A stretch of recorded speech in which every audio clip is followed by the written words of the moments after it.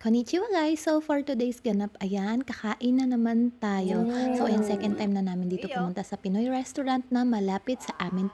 Pinoy din po yung kanilang owner. So That's ayun, it? ang na-try namin before is yung kanilang pares and mami. And ngayon susubok naman tayo ng iba, which is ito nga, yung lechong kawali, tsaka yung kanilang best seller na goto. Nung una kasing punta namin, hindi namin sila naabutan. And ayan na nga, tatry na natin yung kanilang lechong kawali. Ang dali din ng serving sila dito or mabilis din dumating, I mean, yung kanilang mga food. So, ayan na siya guys. Itadakimasu. So, ayan, ang in-order naman ni Papa Nox is another again. Or another again. Again, I mean, is yung kanilang pares. Ayun na kasi in-order niya before at inulit niya. And ayan Second na nga, time. nag-aaway-aaway ng buong pamilya dahil sa sarap. So, ayan guys, kain Na? na muna Parang baka tayo. sa mukha And may ang maganda dito excitement. guys, ang Baka sa limited mukha mo yung ang kanilang saya-saya mga mo. kalamansi and kumpleto talaga yung mga isinasahog or pwede mong ilagay sa iyong goto. Merong dried na garlic, tapos may kalamansi, tapos may I want to try the egg. na Ano yun? templado. Okay. So, ayan.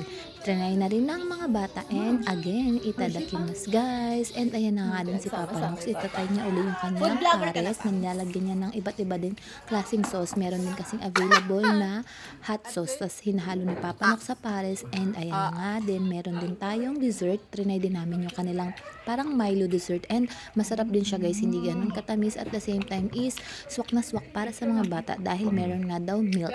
So ayan na nga. Tinitikman na ng mga batang maliit. Waka And pa! after natin kumain, ayan, pupunta na tayo sa ating pupuntahan. And ito na yung ating way papunta dun sa may flower festival na pupuntahan namin. And nandito na nga kami sa may green pa, nagbayad na kami ng aming parking fee. And ayan na nga, pagpasok namin guys, ayan, nagbayad na si Papa Nox nung ating parking. Pagpasok pa lang guys, is bayad agad. And ayan na nga, pagpasok namin sa loob guys, is nako, sobrang lamig pa guys. And paulan siya guys, kaya ang ending is bumalik kami. So nerte na nga lang kami, pagbalik is may mga nakitang deer yung mga bata and hindi naman umiyak yung mga bata.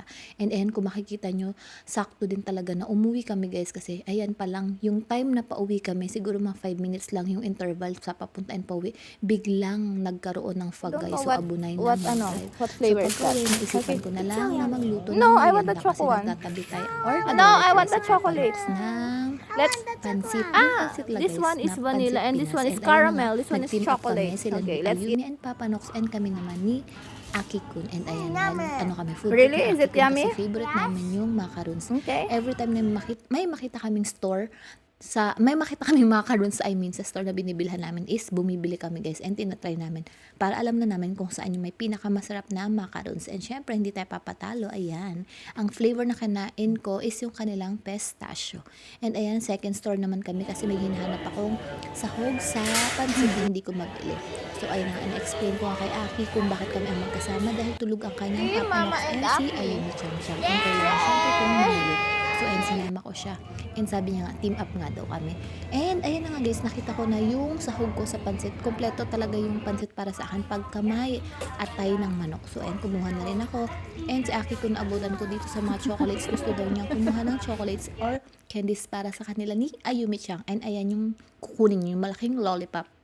And ito na nga yung pinamilhan namin guys. Magkatabing supermarket lang siya. Yung Espoto and Tongyum Supa. So nilakad lang namin yan guys kasi dun ako unang namili sa may Gyumsupa kanina. Dun ko na pinark yung aming sasakyan. And ayan, tumawid lang kami dito guys. And ayan na nga yung Gyumsupa. Buti na nga lang at nakaabot kami kasi hanggang 7:30 lang pala siya ng gabi. Maliwanag pa dyan guys pero kasi gabi na kasi pa-summer na. So ayan na yung mga recados natin para sa ating pansit. Second try ko magluluto ng pansit guys kaya sinusubukan kong i-practice siya ng palagian para sa mga susunod na try is perfect Okay, na talaga and tikman na ni sok na Papa talaga sa panlasang gusto namin ni Papa Nox. And ayan na nga yung nagawa nating pansit. Syempre as usual si Papa Nox ang magti-taste test at syempre lagi niyang sasabihin na masarap yan dahil kung hindi yan masarap susuntukin ko siya. Charot. So ayun na nga guys yung ating pansit for the second time around guys. Hinaluan ko din siya ng parang kanton ng Japan. So ayun yung Hindi ating nga. pansit. Salamat sa panonood guys and kain tayo. Itadakimasu.